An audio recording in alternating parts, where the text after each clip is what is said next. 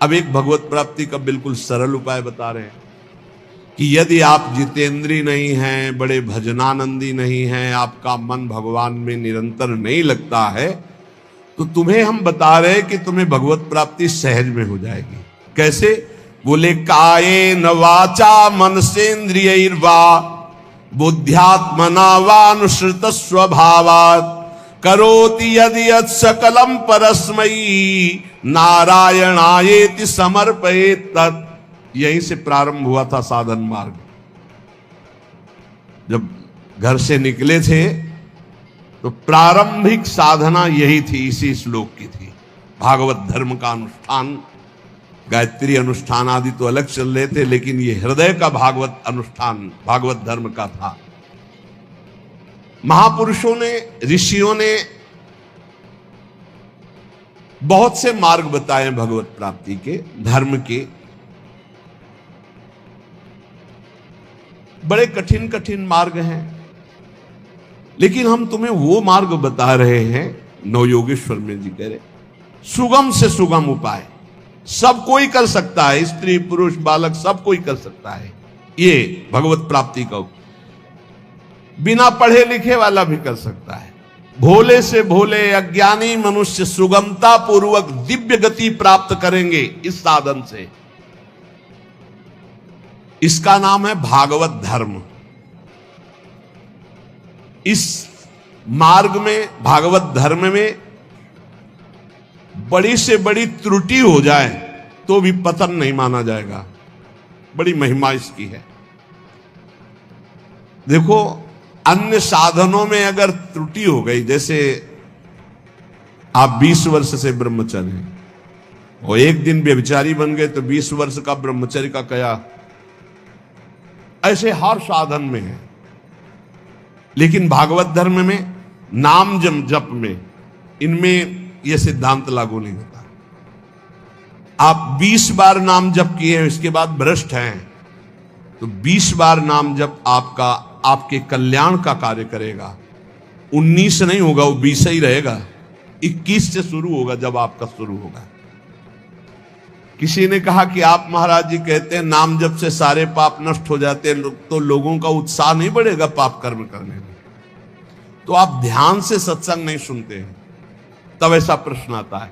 जब कभी ऐसा वर्णन होता है कि तुम चाहे जितने पाप किए हो, नाम जप करने से सारे पाप नष्ट हो जाते, तो वहां एक जरूर बात हम कहते हैं, अब लो नसानी अब ना नसई हो। आज तक किया, लेकिन हे हरि आज के बाद पाप नहीं करूंगा। तो हम वादा करते हैं, मेरे भगवान के वचन है, अहम त्वाम सर्व पापेभ्यो मोक्षयिष्यामि मा शुचा। और सूक्ष्म रूप से अगर आपने ध्यान से सुना हो कि अगर आज आप कहते हैं कि हे भगवान मैं आपकी शरण में हूं, अब आज से मैं पाप बंद करके आपका नाम जप करूंगा, पक्का आप निष्पाप हो जाएंगे। लेकिन कल फिर पाप जानबूझकर करते हैं तो प्लस हो जाएगा पीछे का। ध्यान से सत्संग सुनोगे तो प्रश्न नहीं उठेगा। क्या नाम जापक का पापोत्साह बढ़ता है? जप करके तो देख, प्रश्न करने की जरूरत नहीं। नाम जप करके देख। हम कहते हैं नाम ही एक ऐसा है जो सर्व पाप प्रणाशनम। और देखो, ये तो हम कह रहे हैं, लेकिन इतने में से जितने बैठे हो हमें बताना कि एकदम ब्रेक मार के हमें दिखा दो कोई कि आज से भीष्म प्रतिज्ञा है और निर्वाह करके दिखा दो। ये तो कृपालु भगवान है, कह रहे हो, हम भी कह रहे हैं कि आज से हम पाप नहीं करेंगे।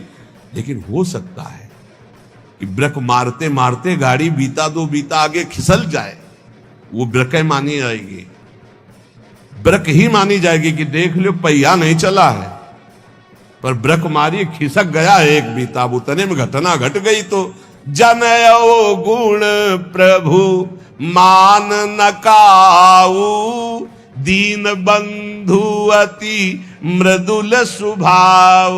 अब मन रहा है विषयी पापात्मा, ब्रक मारते मारते कोई गलती बन गई तो राहत न प्रभु चित चूक किए की, करत सुरत सय बार हिए।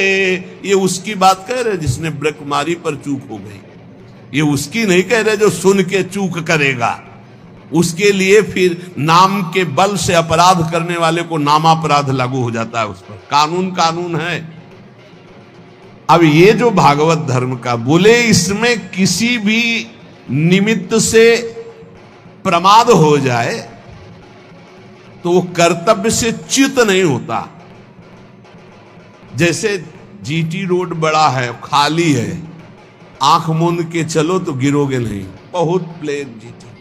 ऐसे ही ये बिल्कुल जो मार्ग भगवत प्राप्ति का भी बता रहे हैं भागवत धर्म का, बोले इससे आंख बंद करके दौड़ने पर भी कोई गिरेगा नहीं, अर्थात इस मार्ग में पतन है ही नहीं, गिरने का तो कोई सवाल ही नहीं।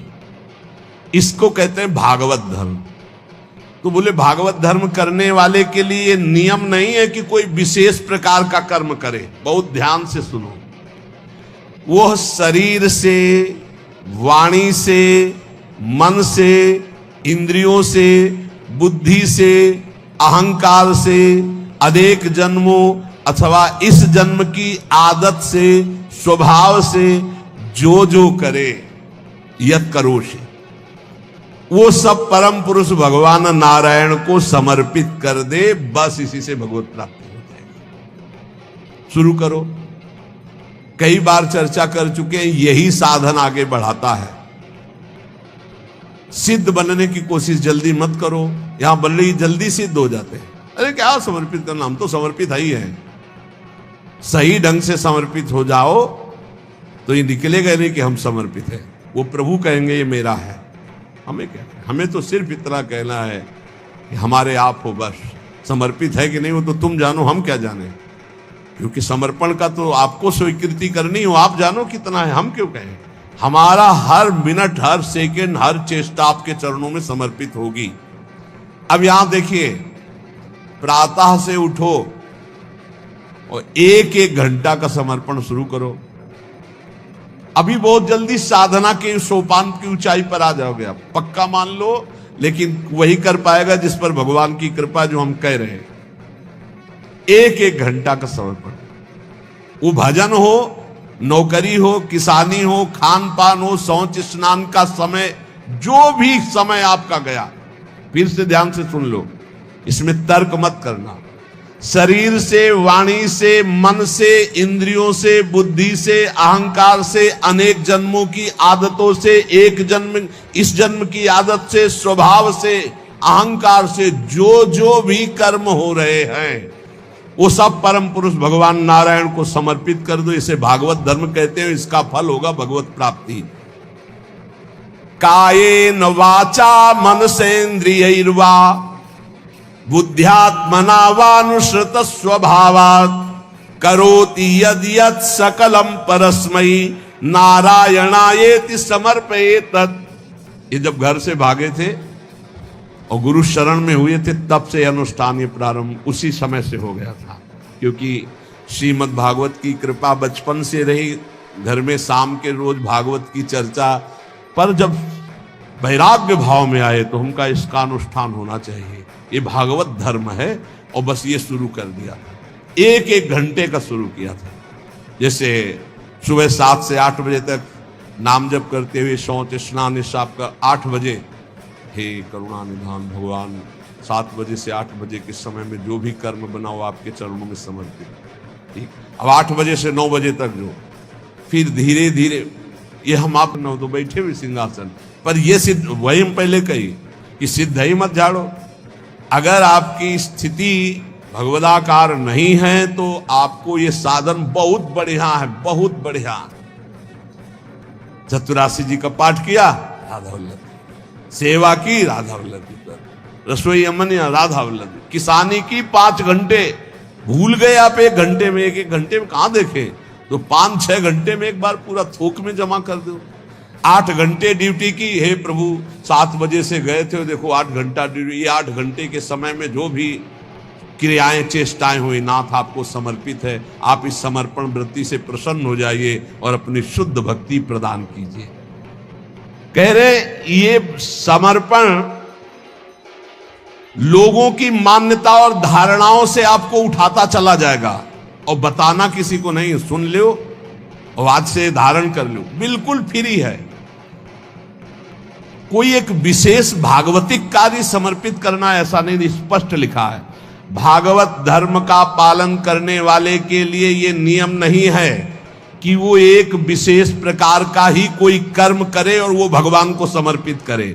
वह शरीर से, वाणी से, मन से, इंद्रियों से, बुद्धि से, अहंकार से, अनेक जन्मों अथवा एक जन्म के स्वभाव और आदत से जो जो करे वो परम पुरुष प्रभु श्री हरि को समर्पित कर दे।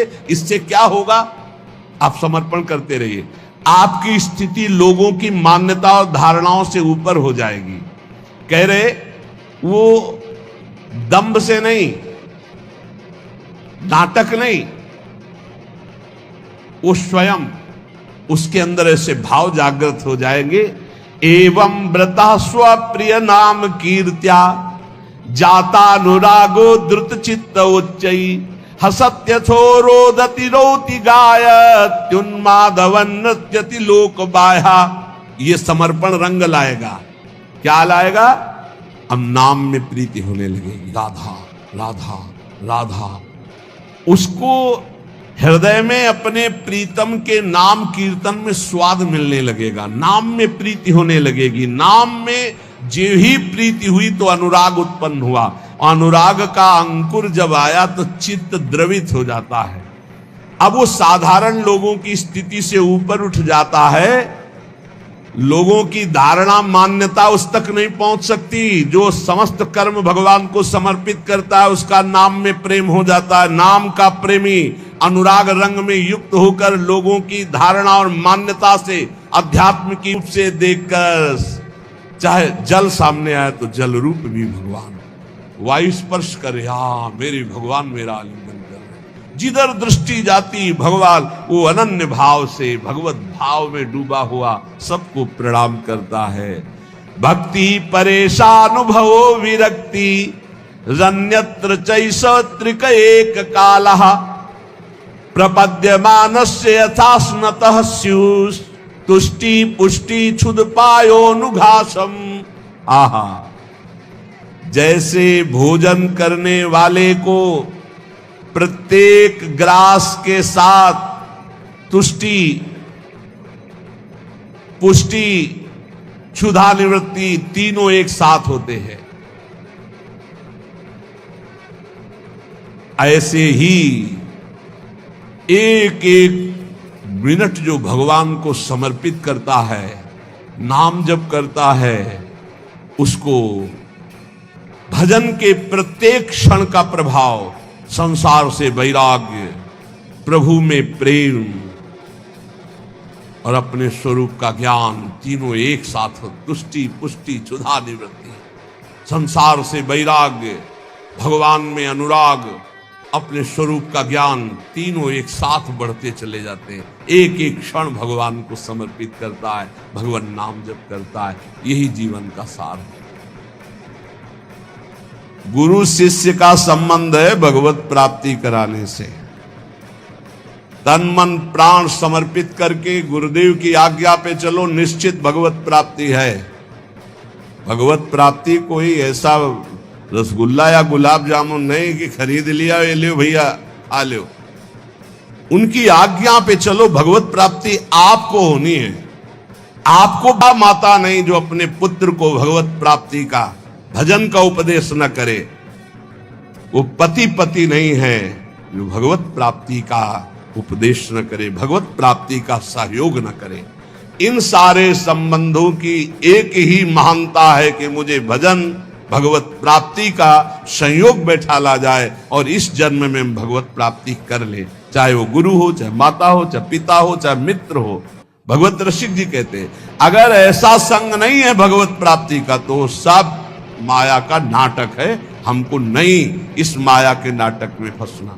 देखो भगवत प्राप्ति कैसे होती है। आपने एक जगह मान लिया कि हम सब बात तो टाल सकते हैं, अपने गुरु की बात नहीं टाल सकते। अब माया आपको नहीं परास्त कर पाएगी। बस सब कुछ तो है, हम बड़े नीच हैं, पतित है सब, लेकिन अपने गुरुदेव की बात मैं नहीं टाल सकता। इसके लिए मैं विश्व से विलग हो सकता हूं, शरीर छोड़ सकता हूं, प्राण छोड़ सकता हूं, बात जीत गया। और गुरु की बात ऐसी मानी जाती है। वो कह रहे इस समय दोपहर के 12 बजे। जी बिल्कुल, धूप खूब चौड़ी है, मूर्ख बना रहा है, चौड़ी धूप है।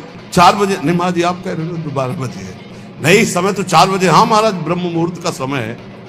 बड़ी मुंह चुपड़ी बोलते हो। तो महाराज आप बोलोगे दिन कहते थे कल की ऐसा है, आज आप कह रहे हैं ऐसा। ये प्रश्न नहीं होना। खड़े हो जाओ जी, खड़े हो गए, बैठ जाओ, बैठ जाओ। आज के बाद ऐसा कभी नहीं करें। हाँ करें। ए आज ये लाओ ना। महाराज आप तो कह रहे थे कभी ये नहीं खानी। नहीं जी, पाओ। कल हमने कहा था नहीं पाना। महाराज जी आपने आज कहा है कि आज पा लीजिए, पा लिए। आज अभी कहो नहीं तो नहीं। ऐसा जीतता है, ये नहीं कि आपने कल कहा था तो आज ऐसे कह नहीं। वचनम करिष्ये तो आप जैसा कहे, जीत गया। अहंकार का केवल नाश करने की लीला होती है। अहंकार का नाश। दौड़ो नहीं, खड़े हो जाओ, खड़े, बैठ जाओ, बैठ। जब तक हम ना कहें तब तक यहीं बैठे रहना। उठ के एक कदम में नहीं जाना, हमें वैसे ही बैठे रहे, क्योंकि केवल बात अहंकार की हो रही है। इस अहंकार का मर्दन केवल गुरु कृपा से होता है। और जब देखते ना कि ये तो अहंकार को संभाले हुए, तब फिर वो दुलार करने लगते। अच्छा तो ऐसे बहुत घाटा है। गुरुदेव हमें कभी दुलार न करें, वो सदैव हमारे ऊपर शासन वृत्ति से रहे। उनको कभी ऐसा न लगने पावे कि अगर हम तो अवहेलना करके हम चले। ये कभी एक साधक कह रहे थे कि हमें सबसे बड़ा दुख तब होता है जब आप विनय पूर्वक कोई बात हमसे कहते हैं। तब लगता है कि आज तक हमारी ऐसी वृत्ति अभी नहीं हो पाई कि गुरुदेव अपना मानकर हमको तू संबोधन करके बात करें। ऐसे बात वो विनय पूर्वक बात करें, मतलब सम्मान पूर्वक। कहीं मेरे अंदर अहंकार है, कहीं मेरी भूख है। बोले बस ये मुझे पसंद नहीं आता जब आप विनय पूर्वक बात कि मैं आपसे हाथ जोड़कर प्रार्थना करता हूँ आप ऐसा। तब लगता है धिक्कार हमारे जीवन को। अभी तक मेरा अहंकार बकाया रह गया है, अभी तक गुरुदेव अपना नहीं माने, अभी तू कह के संबोधन नहीं करे रे ऐसा करो। अपनापन तो तब हमें लगता है जब ये विनय हट जाती। विनय तो पर से होती है। नहीं नहीं, अभी अभी गुरुदेव अपना नहीं मान। ये अहंकार की गलित वृत्ति में आता है। अहंकार बहुत, यही भगवत प्राप्ति, सिर्फ भगवत प्राप्ति में मुख्य है अहंकार। और इसी की गुफा में रहते हैं काम क्रोध लोभ आदि। इसी का नाश होता है गुरु कृपा। भोगों की प्राप्ति के लिए नहीं है। नायम देहो देह भाजाम नृलोके कष्टान कामान नरहते विद्भुजाम ये तपो दिव्यम पुत्र कायेन सत्वम शुद्धे दस्मात् ब्रह्म सौख्यम त्वनंतम। हे पुत्रो, इस मर्त लोक में शरीर जो मिला है मरेगा, नष्ट होगा। इसमें बड़े रोग बड़े दुख आने वाले हैं। ये विषय भोगों के लिए नहीं मिला है। ये विष्ठा भोजी सूकर कुकर आदि को ये सब सुख प्राप्त है सांसारिक। इस शरीर को दिव्य भजन के द्वारा भगवत प्राप्ति कर लो, इसलिए मिला मानव देह। तपस्या के द्वारा अंतःकरण को शुद्ध करो। तपस्या कौन? जो हमारे अंदर काम क्रोध लोभ आ रहे हैं उनको जो हम चुपचाप सह रहे हैं, ये तपस्या है। इस शरीर को तपो दिव्यम पुत्रकायेन सत्वम शुद्धे दस्मात् ब्रह्म सौख्यम त्वनंतम। तपस्या के द्वारा अंतःकरण पवित्र करके भगवत प्राप्ति करो। तपस्या कौन? जो हम 2 बजे से जग रहे हैं, सब आराम से खा पी के सो रहे हैं, आप जग रहे हैं। अब आपका 10 बजे तक दिनचर्या चल रही है, कुछ थोड़ा सा जलपान, फिर भजन साधन, अपना रात दिन लगे हुए, काम क्रोध आदि शत्रु आ रहे हैं उनकी जलन सह रहे। ये तपस्या है। ये क्या करेगा? अंतःकरण को पवित्र कर देगा। इस शरीर से अनंत भगवदानंद की प्राप्ति होती है, अनंत भगवदानंद की। शास्त्रों ने बताया है, महत्सेवाम द्वारमाहुर विमुक्ते स्तमो द्वारम योषिताम संग संगम।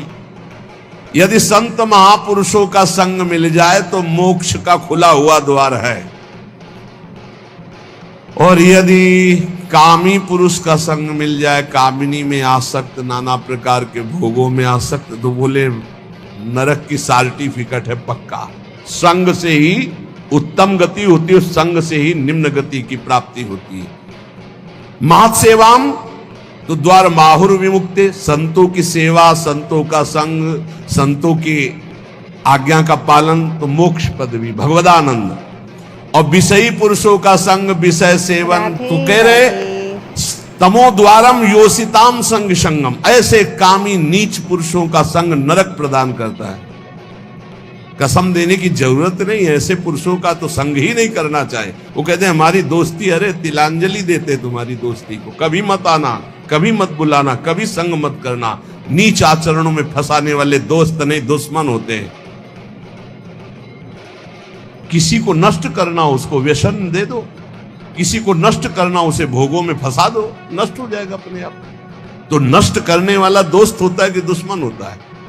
ये बड़ा विचित्र माया का खेल है कि दुश्मन दोस्त बन करके आता है, हम उसे स्वीकार कर लेते हैं। संग का जिन प्रभु की तुम शरण में हो, यही अखिल कोटि ब्रह्मांडों के ईश्वरों के भी ईश्वर हैं, कोई अन्य आश्रय लेने की जरूरत नहीं। ऐसे प्रभु हमारी प्रियाजू की प्रेमाधीन है, इसलिए हम सदैव गरजते रहते हैं प्रियाजू के बल से, गोरे चरणारविंद की ठसक से रहते हैं।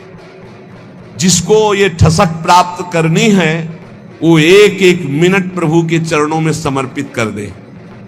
भूल हो जाए तो जितनी देर भूल हो जाए उस भूल को भी समर्पित कर दे। एक एक क्षण समर्पण करने का फल मिलेगा। प्रभु की नाम में रुचि, प्रभु की लीला कथा में रुचि, इसका फल होगा। आपकी स्थिति अध्यात्म की ऊंचाई पे आ जाएगी।